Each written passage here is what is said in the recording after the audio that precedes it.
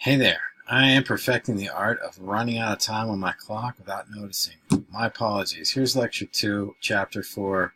Let's pick it up where we're about to start, and that is, what do you do when you have to rewrite beaming groups so that they reflect the quarter note beat unit? That means make sure a beam never extends from one beat to another. In this, this example that they're giving us here, you break the beaming here and just pick it up right here because that's the end of 4/16 worth, or another, 1 beat worth in a full 4 context for that to be. Let's get the pen going here, and so we know that that's 1 beat, and 16, 16, 8, that's going to be 1 beat, and they purposely, made it so that you have to work against their beam groups here, but now you can kind of see that, all right, that's going to be 2/8, and that's your 4th beat. The 3rd beat is going to be long short, right? Dotted 8, 8/16, right? And what dotted 8th is, as we draw it here, is a good opportunity to say, instead of it being straight, 3 and it's 3 and it's making it longer with a dot and then shortening it, making it 16th. So you can write those separately, but it's nice to have them beam together so we see where beat 3 is, right? And the E and is right there, 3 E and I would draw it in with parentheses, but I don't think I would do a very good job right now. And then 4 and. Why know it like this? Because it's good to be able to perform this and feel it's, with some solidity, some proficiency. Right, in 3/4, you get 1.5 beats here, so this is the second part of of beat 2, right? So there's no rebeaming to be done with the dotted quarter, but that is 1 and 2, and these parts are not being actuated, they're being held through, which is an active process, right? 2 and then our 3 and is like you see above there, the pair of 8s left over from that. But that we broke the beam there showed us where beat 3 was. Important to do, right? And we'll get to the items on the other worksheets coming up here soon. Let's clear this. Let's go to cursor for a second. And sheet 4.2 starts to talk about rhythm, subdivision, dots, and I assume syncopation, which is what they talk about in the text. Where that becomes apparent in this worksheet, I'm wondering right now. Let's see here. Dots, ties, and syncopation. Let's do the first part of this worksheet first here. For each rhythm below, provide the missing bar lines that correspond with the meter signature given. Again, you're just sort of adding up what equates to 4 beats of quarter notes, 4 quarter notes. You can read these time signatures rather, dare I say, simply.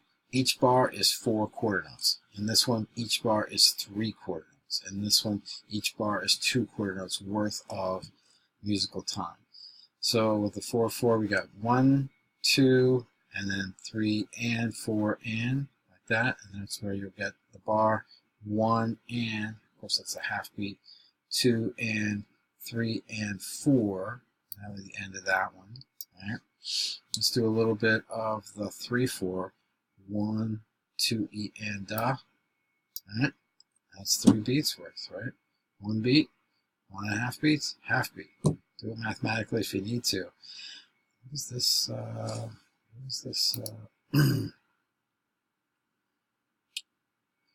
does this become when we hear this, I wonder? Oh, that's an active. It's not that thing. Okay. So what is further along on this worksheet? Worksheet number 4.2 now, right?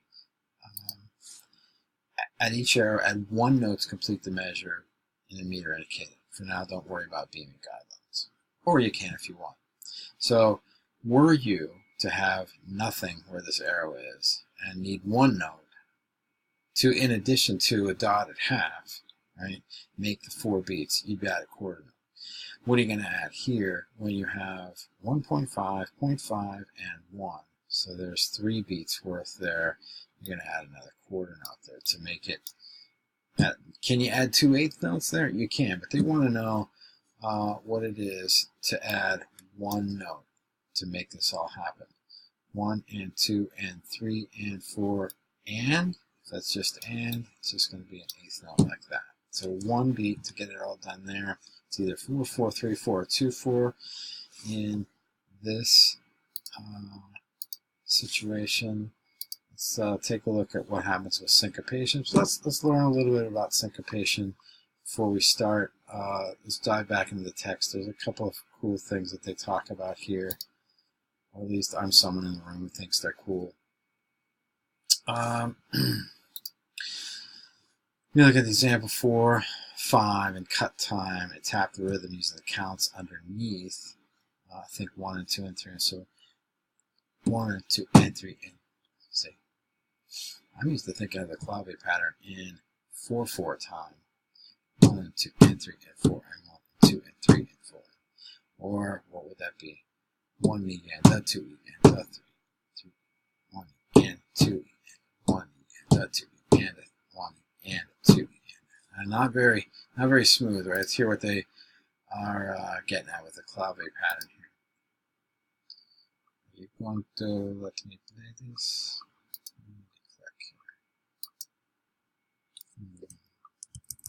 I do have it. I just need to turn the volume on. Notice that the front of picture of this chapter has a pair of claves there. These aren't very loud claves. Claves are a lot like cowbell, if you ask me. You can always tell when they're in the mix. It's a little bit like cumin in a savory dish. Yeah, just a little, you know it's there immediately. It cuts through everything. It's not like parsley, where you only know when you don't have it. What's the musical equivalent of parsley?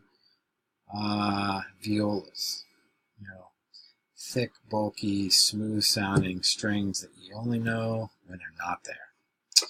Anyway, clave pattern. Some people call it the Bo Diddley beat, right?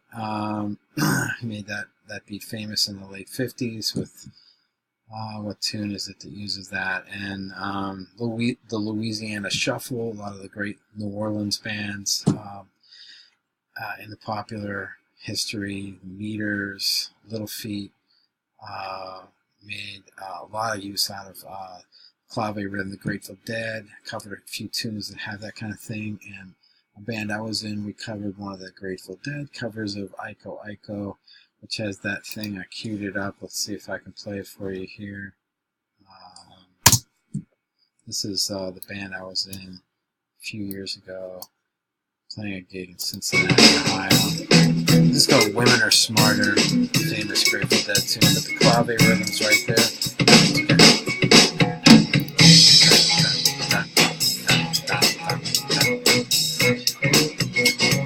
It's a way of dividing up 4 so that, especially if this is in 4/4 time and not 2/4, you get off from the standard beat and then back on and then the last 2 years.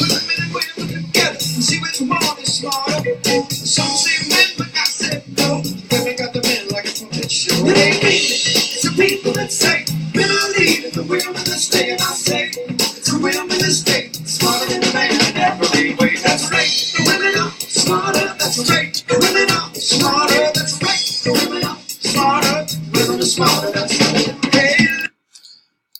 And in this thing, you can kind of see a 3/8, no, 3/8 thing, a 3/8 thing, a thing that purports to be a 3/8 thing, and it would if you tied it through, right? And then back to the beat. I like thinking of this as being 1 and 2 and 3 and 4 and 1 and 2 and 3 and 4 and 1 and 2 and 3 and 4 and 1 and 2 and 3. So you get back on beat here, but there's this triple feature that moves against the beat, especially right here. It's a huge syncopation. And syncopations are basically when an unexpected accent is displaced. Or sorry, when an expected accent is displaced. I was thinking they were going to say when you get an unexpected accent. Maybe that's the same thing. But that's a good way of thinking of it. Syncopated patterns with the quarter note beat. You know, especially when you have, why is this emphasized? Because it's held longer. It's not a very strong part of a beat, right? And it's not on a very strong beat, but it gets emphasized here, like created. Dun, dun, dun, dun, dun, right?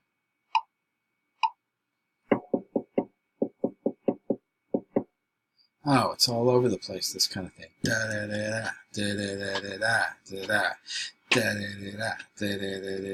da da. And it's not like you hit that any harder, but just the fact that you held it through the tie is what gives you that thing. Of course, a rest coming before a note gives it emphasis, and an accent mark, of course, would give it an emphasis.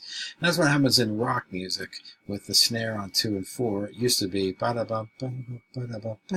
strong, weak, kind of strong, weak, but the snare hits kind of turn that inside out. They invert it, right? So that you get boom, thwack, boom, thwack. It's not that the 2 and the 4 are accented necessarily. You still hear kick drum on 1 and 3 to kind of maintain the structure. Did you write the book of love? Now, if this were straight on, did you write the book of love, and do you have faith? Right? It would be something like that, right? We know that American Pie sounds a lot better the way McLean sings it, even though, you know, he's a folkie from the 60s white guy. You know, his rhythm is still something expressive because of the syncopations. Did you write the book of love? And it's almost like the note is there, but he connects through that, emphasizing the front of love as it goes down a step. And what would that sound like?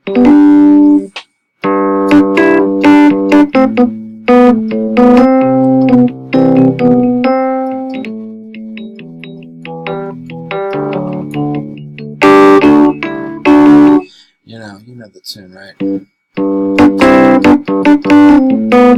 So something like that, right? The rhythm below is drawn from the Joplin solace, write the counts beneath, and mark each syncopation in the area.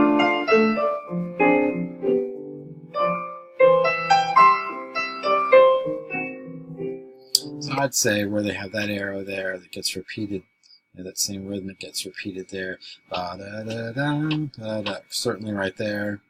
Maybe there because we had to tie through it. Bam, bam, ba-da-da-bam, ba-da-bam, bam, bam. There's so much displacement going on in all that anyway. So let's take a look at 4-2, see what we can, in the next 90 seconds, elucidate you on how to go about it. And what is that? You know what, let's just pick this up in the next video since we didn't have too much time.